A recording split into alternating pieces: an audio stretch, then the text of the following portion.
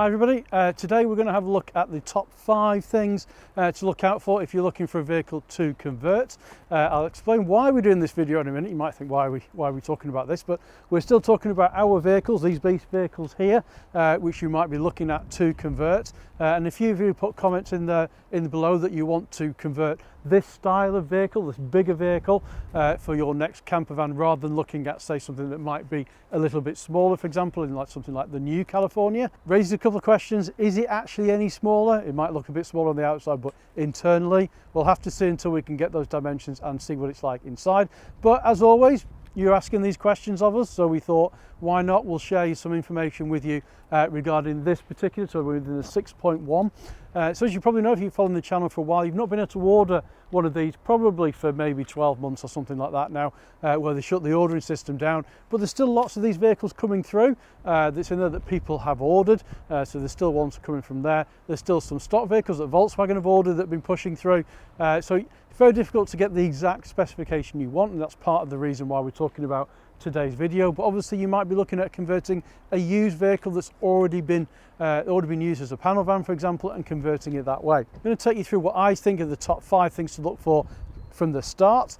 Obviously then you can change your variation on there depending on what you can find, because as this year progresses, these vehicles are going to get smaller and smaller in number that are available. I would suggest there's probably going to be a lot more of these vehicles coming shortly, but the specifications might not be quite what we want. It'll just depend on whatever the factory can build as it comes out, and fingers crossed that will continue right up until the production stops, because I know everybody absolutely loves these vehicles. I love these vehicles. It will be very much sorry to see them go, but they're only going from a new perspective. They're going to be around for years and years to come in that used section, and I think we'll still be selling these late into this year, and certainly things like ex-demonstrators are going to be available probably late into the year as well, before that new model comes out, which everybody's saying is the T7.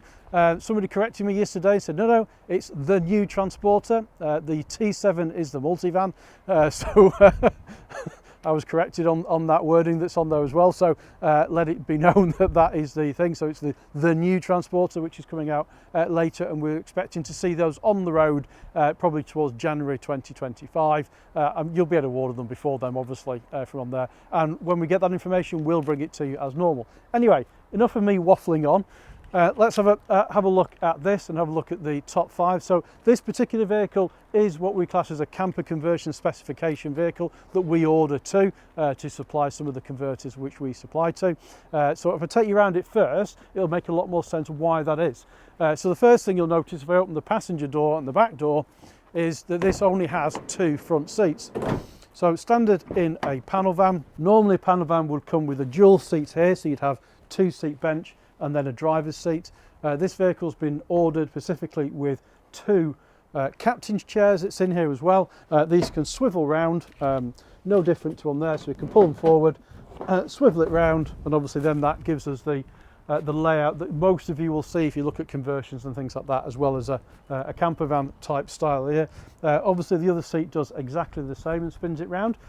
Some people, for example, have ordered these from the factory and they order them as non-swivel, so they'll have the height adjustment on them, and then, for example, that converter will then put a swivel plate in it to move it up and down, because some conversions don't swivel the driver's seat.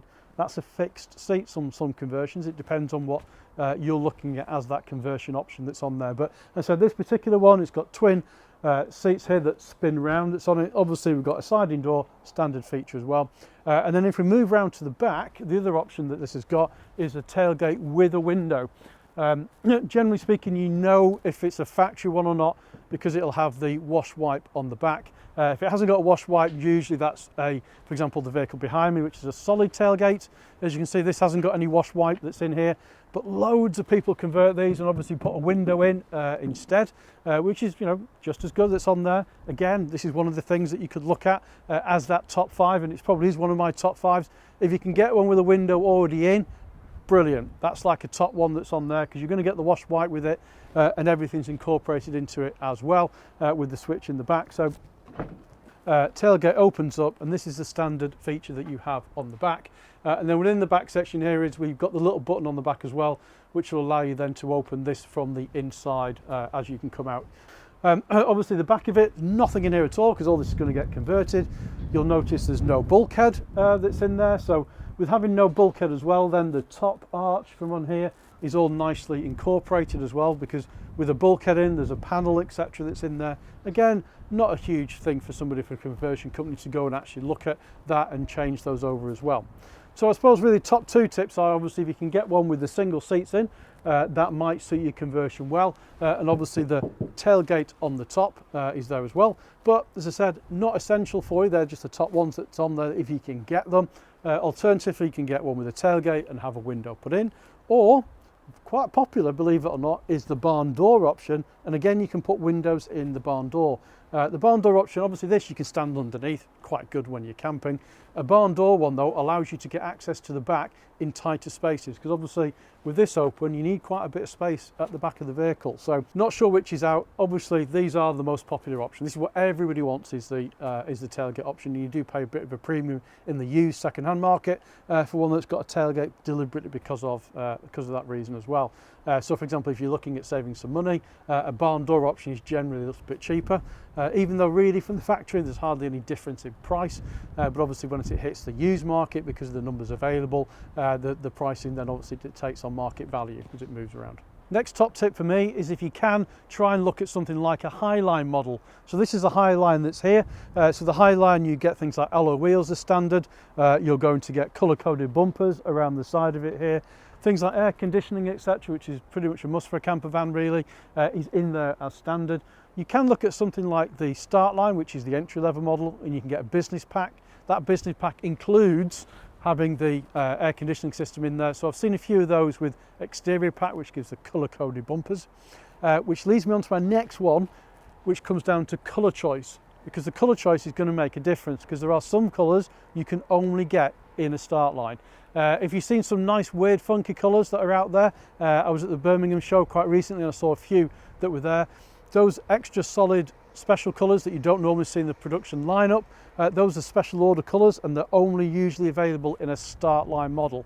So the converter, for example, if we order them, we'll order it as a Start Line, and then we'll add on things like, for example, the air conditioning as a business pack, etc., from there, as well as those vehicles you generally can't order colour-coded bumpers for, so that's something that's going to have to get done later on in that conversion section. So talking about Start Line, this is a Start Line camper conversion, so it's in Ascot grey. So you can see this has got the standard grey bumpers that are on the vehicle that's here. No alloy wheels, for example, so they could get them redone, that's on there as well.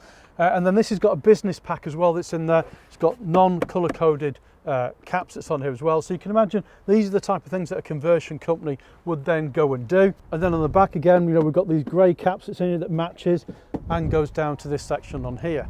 We do find actually we're doing a lot of the Swamper version, so the one with the 4x4, quite popular to use a Start Line, and actually they leave the bumpers like this on that type of vehicle. So it depends on what kind of look you're going for the vehicle.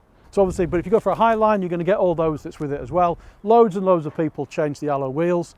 And then so on to the final top tip is to do with the weight of the vehicle, which is quite important. So most conversion companies look at this, which is a T28. So a T28 is 2.8 ton vehicle. So that's its total maximum capacity of the vehicle. So that's when you've got all your conversion stuff in there, you in there, all your clothes, everything else fully in. You can't go over that 2.8 ton. If you were to go over that, it'd be illegal on the road. You can't do that. You'd be overweight.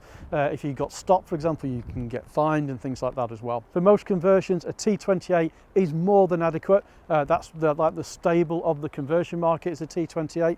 The California that we have in the 6.1 is a T30. So that's based on a 3-ton vehicle. And they do that basically to give it some extra payload with everything that's in there as well. So it's definitely something worth considering when you're actually looking at these vehicles as well. As I said, something like a T28 is more than what people want, but if you want a granite worktop in your vehicle, some people have got them, you might want to look at the higher payload vehicle for that particular reason. If you're looking at a long wheelbase conversion, they tend to be more T30s. Or T32s, and again that's to do with the weight that you've got in from there as well. So if you're converting or a company's converting, they can advise you on these things as well, but that's the type of thing you need to have a look at and have a think about as well, so you know you're getting the right type of vehicle. We have seen recently quite a few people looking at the Transporter Combi to convert rather than the actual panel van, and again it depends on what you're trying to do. We've looked at some bed options on the Combi before, so again there's lots of different things that you can do with those type of things. So as I said, those are the top tips that we're talking about, just to really let you have a look at this and see what is available as well. I hope that's been good for you. If it has, let us know in the comments. Let us know if you're thinking about converting it. What's your thoughts on converting one of these compared to doing something else from on there? Question for you: if you could convert a T7 Multivan, would that be something you'd be interested in? So, i.e., for example, could you get a stripped down one and convert it and change it into a camper van? Not really had that discussion at the moment, because obviously we know that the California is coming out in that particular derivative that's on there. There's no plans for that to be a van as far as I'm aware, or anything like that, but some people might want to convert that. We've got the ID Buzz California, which is coming later on, and again that will be a similar thing, will be stripped down. But very shortly we're going to be having the long wheelbase, which will be later on in the summertime this year. We'll probably get to see that, and that'll be an interesting combination as well, of people converting it from there as well. So because a lot of our vehicles, if you look, majority are converted. There's a lot more converted vehicles than there are Californias, and that's simply because we produce a lot more of these vehicles that do get converted. And I know a lot of you are thinking, you want one of these to convert rather than the new Transporter, but we haven't seen the new Transporter yet, so let's wait and see what that comes out and what it looks like. But I do appreciate this is an icon in itself. I know I work with the brand, and I'm very passionate about these vehicles as well, but the Transporter, you look at it all the way through, from the very early ones all the way through, they've got that heritage that's with them as well, and that's what people want when you are converting it as well. So I hope you've enjoyed that video. If you'd like to see more content like this, for example, let us know in the comments below that's in there. If you've got any questions or anything like that, put them through and we'll do a Q&A session. That'll be coming up very shortly. So for now, it's goodbye from me, and please hit that subscribe button and we'll see you next time.